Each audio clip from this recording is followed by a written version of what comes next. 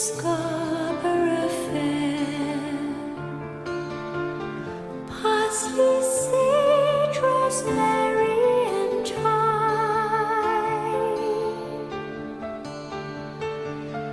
Remember me. Olá pessoal, bem-vindos ao Fator Paranormal. Eu venho contando a minha trajetória, mas no meio de tudo isso, as pessoas estão me pedindo alguns temas correlatos à ufologia e espiritualidade, e eu estou aproveitando o embalo para esclarecer, para trazer à luz o conhecimento, tudo que a gente vem pesquisando, estudando para vocês.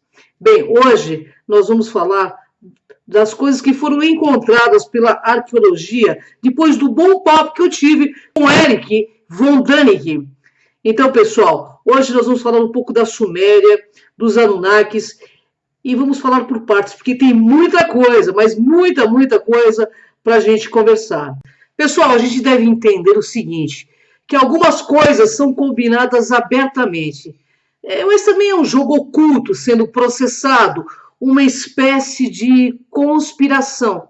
Tudo parece um jogo, tudo parece aventura, mas no fundo, assuntos sérios são tratados de forma leviana. E a gente sabe muito bem disso, né?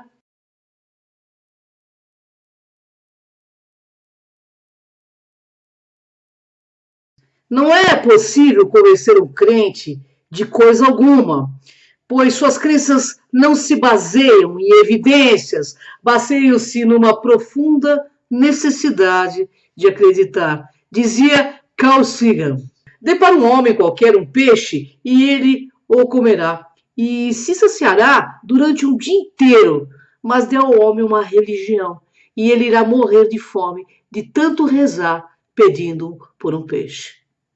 É bem por aí, né? Bem, o que vou dizer aqui tem um único objetivo, de abrir a sua mente para a verdade. Não é uma ficção, não é uma fantasia. Porque tudo isso que eu vou dizer, eu retirei da mais completa fonte de informações a respeito da nossa origem. E se encontra entre os achados arqueológicos da civilização suméria. Os sumérios, pessoal, foram os cofundadores da primeira grande civilização da Mesopotâmia.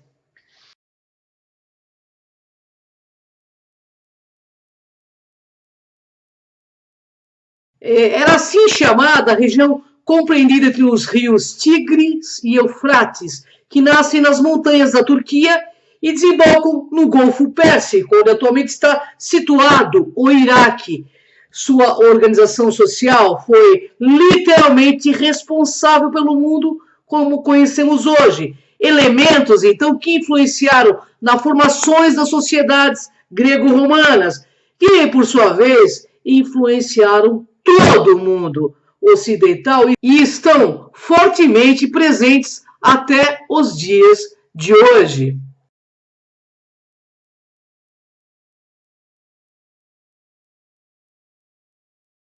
As placas sumerianas encontradas por Zecharia Sitchin têm informações precisas sobre os planetas do sistema solar. Os mais impressionantes são os dados sobre Plutão, planeta, pessoal, que só foi descoberto em 1930. Então ele sabia o tamanho de Plutão, sua composição química e orgânica, e afirmava que Plutão era, na verdade, um satélite de Saturno, que se desprendeu e ganhou uma nova órbita. Eles chamavam a Lua de pote de chumbo e diziam que seu núcleo era uma cabaça de ferro. Bem, durante o programa Apollo, a NASA confirmou esses dados. Interessante, né? Esse conhecimento seria possível, então, há 3.000 anos atrás, mas em 1983, mais ou menos, o satélite astronômico infravermelho IRAS fotografou um grande objeto na imensidão do espaço. O astro seria tão grande quanto Júpiter e provavelmente poderia fazer parte do nosso sistema solar. Em 1987, então, a Agência Espacial Norte-Americana, NASA, anunciou oficialmente que admitia a provável existência de um planeta chamado X. Bem, pessoal, em uma conferência realizada no Centro de Pesquisas Ames, na Califórnia, o pesquisador John Anderson declarou o seguinte: 1/12 planeta por estar orbitando o Sol. Sua localização seria 3 vezes a distância entre Sol e Plutão. Bem, a questão é delicadíssima.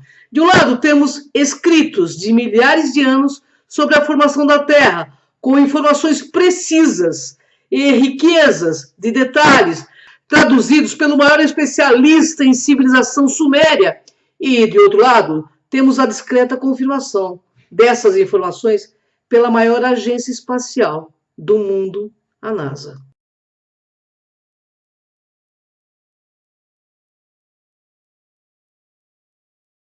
A questão da origem do planeta Terra e da humanidade é, de fato, extremamente delicada, porque, de certa forma, ameaça completamente o mainstream social moderno, pelo menos nas sociedades ocidentais.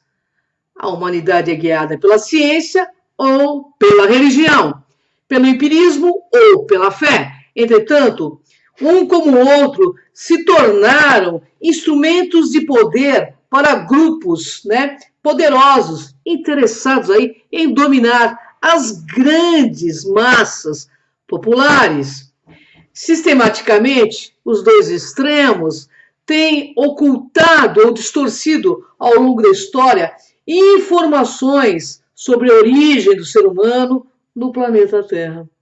Interessante, né, pessoal? Todos sabemos aí que o maior especialista vivo em cultura sumeriana é o historiador e arqueólogo Zecharia Sitchin, nascido na Rússia e criado aí na Palestina, onde adquiriu profundos conhecimentos da arqueologia e da história oriental.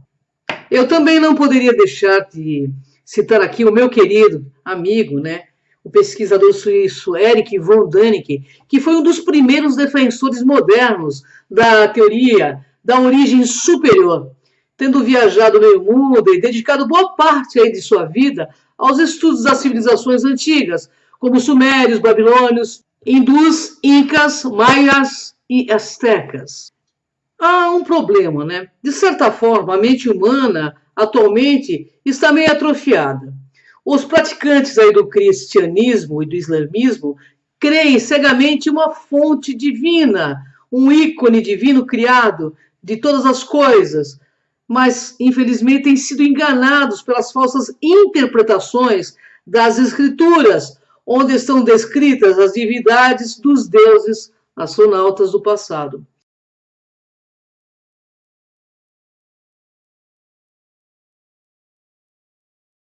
A Bíblia e o Alcorão, visão cristãs islâmicas do Antigo Testamento, são compilações de antigas escrituras sumérias, e mesmo os textos Vedas hindus, eles foram influenciados pelos babilônios. Bem, pessoal, nesses textos, os Anunnakis têm sido sistematicamente citados como anjos e mensageiros do Senhor, criando acidentalmente ou intencionalmente um equívoco histórico que tem mantido a humanidade submissa aos cleros e aos governos seculares e manipuladores, que desde milhares de anos se organizam em sociedades secretas, manipulando o antigo conhecimento mesopotâmico. Interessante, né?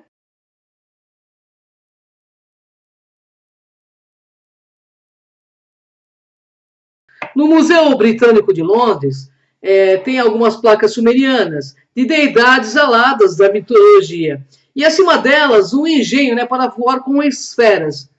De onde tiraram seus modelos os artistas desses monumentos de tamanho mínimo? Eis a questão.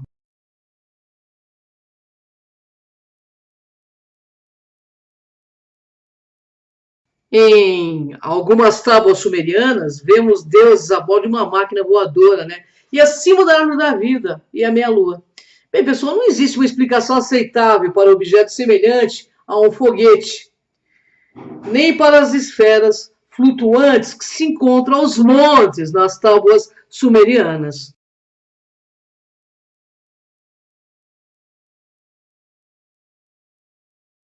E o mais interessante, que os sumérios geralmente são considerados os inventores da astronomia. Já foram encontradas centenas de inscrições sobre suas observações celestes. Se pode notar é que o conhecimento que possuíam era avançadíssimo para quem vivia na Terra há mais de 5.000 anos atrás. O mais interessante, pessoal, é que eles tinham escritos específicos sobre o sistema solar, que nos leva a crer a possibilidade que os sumérios conheciam todos os planetas do nosso sistema solar, sua ordem correta ao redor do Sol, bem como seu tamanho e talvez até a cor de cada um. Eles chamavam Urano e Netuno de planetas gêmeos.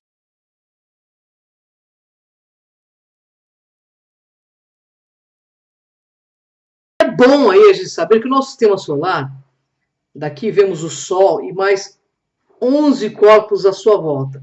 Interessante isto, já que Urano, Netuno e Plutão só foram descobertos em 1846 e 1930, respectivamente. E os sumérios não tinham telescópios. Interessante, né? Na estela da vitória do rei assírio Asar-Dashondo, acima dele, nessa plaqueta, pairavam diversos deuses mitológicos, aí, inclusive um solado.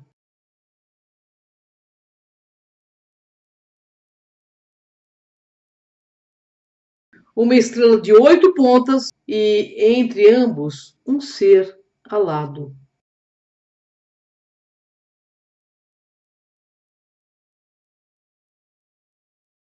Nessa plaqueta da estela de Narashim, 2.300 anos de Cristo, em todos os tempos houve um culto ao Sol. Então, onde eu quero chegar com esse papo? Eu quero trazer para vocês conhecimento científico de arqueologia. E, é claro, dos estudos que tenho feito sobre as escrituras de Zacarias Sitchin. E também do papo que tive com o Eric von Däniken. Existem seres que estão aqui.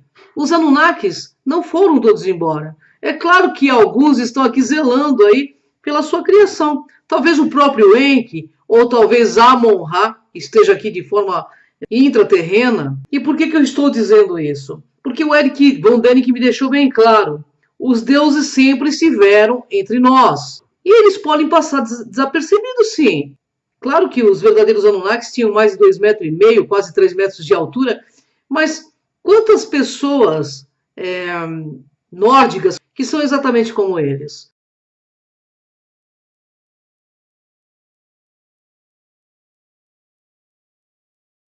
Você aí, você reconheceria um Anunnaki?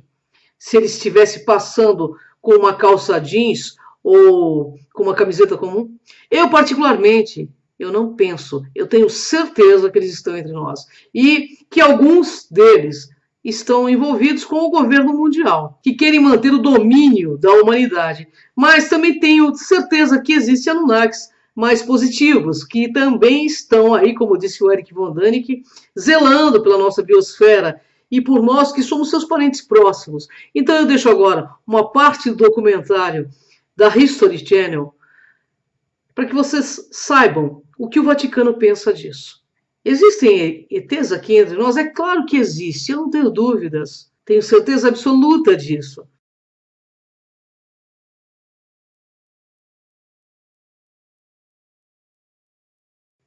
E é claro que eu sempre vou afirmar isso categoricamente, porque eu estou envolvida diretamente com essa questão ufológica.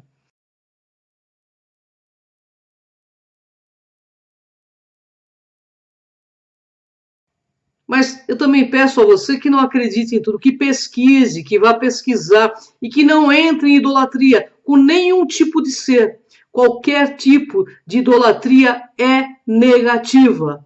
No longo dos séculos, nós somos dominados pelo medo. O medo do céu, do inferno, do purgatório, do umbral. E nós precisamos enfrentar esse medo para que a gente possa descortinar a nossa visão para um mundo muito maior, mais bonito, mais positivo. Nós estamos aqui para fazer a diferença nesse momento. E eu quero que você pense nisso. E que você faça a sua viagem interior. E se reconheça. E saiba quem você é e o que você está fazendo aqui nesse momento. Então eu conto com você nessa jornada.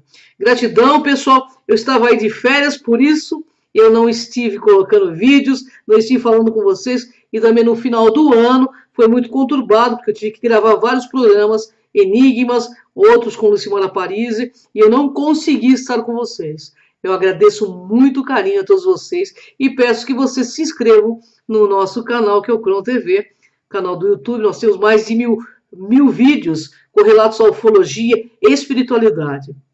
Então, pessoal, abra bem os olhos antes de fechá-lo. Gratidão, pessoal. Espero que vocês curtam o documentário. Em maio de 2008, o Vaticano fez uma declaração surpreendente. Pela primeira vez em seus 2000 anos de história, a Igreja Católica reconheceu a possibilidade de haver vida inteligente em outros planetas e que a crença em extraterrestres não contradiz uma crença em Deus. O que significa, é claro, que agora estamos entrando numa era na qual o universo está começando a ser visto de maneiras diferentes do que antes. E se é uma realidade para nós, por que não pode ter sido uma realidade para outros seres no universo que podem ter visitado a nossa Terra e talvez influenciado a nossa cultura em tempos antigos? Mas o que provocou essa reviravolta repentina no pensamento religioso? Poderia a Igreja ter sido influenciada por descobertas científicas recentes? Você pode argumentar que estamos, de fato, substituindo anjos de 2000 anos atrás com anjos de alta tecnologia e que nós temos essa necessidade interior de sentir que não estamos sozinhos no universo, de que somos pessoas científicas e que teríamos vergonha de chamá-los de anjos porque paramos de acreditar nesse tipo de coisa supersticiosa, mas ainda acreditamos em seres de outros planetas. Em 2002, a nave espacial Mars Odyssey detectou enormes reservatórios de gelo sob a superfície marciana. A presença de gelo e a possibilidade de haver água sugeriam que a vida poderia ser sustentada ou até mesmo gerada em outro planeta. Após décadas de lançamentos de naves espaciais orbitais e exploradores robóticos, a ideia de mandar o homem de volta ao espaço, para Marte e além, incitou a imaginação. E trouxe de volta a lembrança de que a humanidade e os seres extraterrestres já haviam cruzado caminhos antes.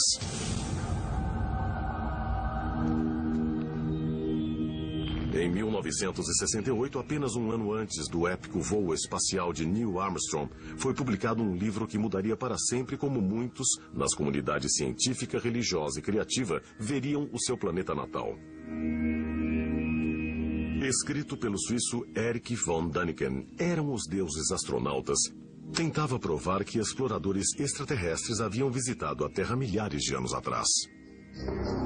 Quando eu era jovem, a minha educação foi em um internato católico, extremamente rígido. E lá, nós tínhamos que fazer traduções de partes da Bíblia, do grego para o latim e do latim para o alemão. Por exemplo, o primeiro livro de Moisés diz que, antes do Senhor descer da montanha sagrada, ordenou a Moisés que construísse um portão em torno da montanha. Senão, os israelitas seriam atingidos. Eu fiquei em choque. Eu disse, isso é impossível. O meu Deus nunca usaria um portão para proteger a si mesmo, nem para proteger Israel. Do que eles estão falando? E então começou o trabalho. Eu comecei a ler milhares de páginas do advento das religiões, de todas as mitologias, e é sempre a mesma história. Mas é claro, com os nomes diferentes e heróis diferentes. Alguém desce dos céus em favor dos humanos. Os nossos antepassados não entendiam isso. Eles acreditavam que era algum tipo de Deus. Eu fiquei em choque e fiz a pergunta: os humanos primitivos foram influenciados por extraterrestres? Não por deuses? E se tudo era como tinha sugerido, onde estava a prova? Então você começa a procurar pelo menos um indício. É isso que eu tenho feito há já 45 anos. Nós temos ilustrações, temos artefatos arqueológicos e temos tudo o que saiu da literatura antiga. Centenas de indícios que não podemos mais negar. Isso significa que precisamos de novas explicações para as origens humanas. Talvez não estejamos mesmo sozinhos no universo. Talvez seres humanoides tenham vindo a este planeta, vindos de algum outro planeta, em outro lugar do cosmos. E, para mim, essa é uma ideia bem plausível.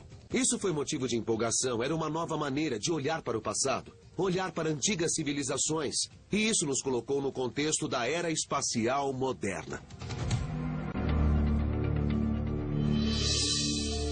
Eram os Deuses Astronautas causou uma sensação, alimentada grandemente pela resposta do público a livros como Duna, de Frank Herbert, seriados de TV como Jornada nas Estrelas e longas-metragens como 2001, Uma Odisseia no Espaço. A hora era certa.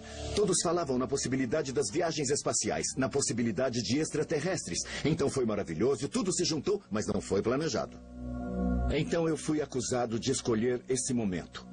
Disseram, ele planejou tudo, mas eles não tinham razão. Eu não planejei nada, porque eu já estava escrevendo essa história desde que eu era estudante. Eram os Deuses Astronautas. Desde o seu lançamento, o livro de von Däniken já teve mais de 40 edições e pode ser encontrado em mais de 30 línguas. Mas Eram os Deuses Astronautas foi um sucesso de vendas que correu o risco de nunca ser publicado. Eu enviei o manuscrito a 20 editoras alemãs. Nenhuma estava interessada. E 20 vezes o manuscrito voltou. Não é profissional, não estamos interessados, e por aí vai. Depois que um jornal suíço publicou trechos de seu conteúdo semanalmente, mais de 10 mil exemplares já haviam sido encomendados, mesmo antes do livro chegar às prateleiras. Então, o livro foi um campeão de vendas começando na Suíça e depois foi para a Alemanha, então para o resto do mundo. Eles tiveram de reeditar o livro várias vezes. Foi absolutamente incrível. Em 1970, um documentário de 1h30 foi lançado nos cinemas, seguido de dúzias de livros campeões de vendas e legiões crescentes de fãs e defensores. Eram os Deuses Astronautas. Foi uma influência tremenda. De algum modo tocou as pessoas que querem acreditar. Quando eu era garoto, Eram os Deuses Astronautas foi um dos primeiros livros que li. Ou melhor, que detonei, que digeri. Eu não conseguia largá-lo. Eu me apaixonei por aquele livro, porque ele realmente deu origem a novas perguntas. E von Däniken foi capaz de apontar muitas anomalias na história, que os arqueólogos conservadores não conseguem responder com exatidão. Ele teve aquela que era uma ideia nova e revolucionária, de deuses do espaço sideral vindo para o nosso planeta e nos ajudando a criar a civilização. Quando eu comecei a ler Eram os Deuses Astronautas, eu não conseguia largar o livro, porque respondia a um monte de perguntas que eu tinha. E era uma bela combinação de arqueologia e aventura. E é uma maneira maravilhosa de ver o mundo e pesquisar esses antigos mistérios. E realmente foi, eu acho, catalisador para o que as pessoas como eu fazem hoje, que é falar sobre os mistérios, sobre o incomum, sobre o paranormal. Ele cimentou o caminho para muitos de nós falarmos sobre essas estranhas histórias. E o fenômeno continua a crescer e vai ficar cada vez maior. As pessoas querem respostas para perguntas que elas mesmas não conseguem responder.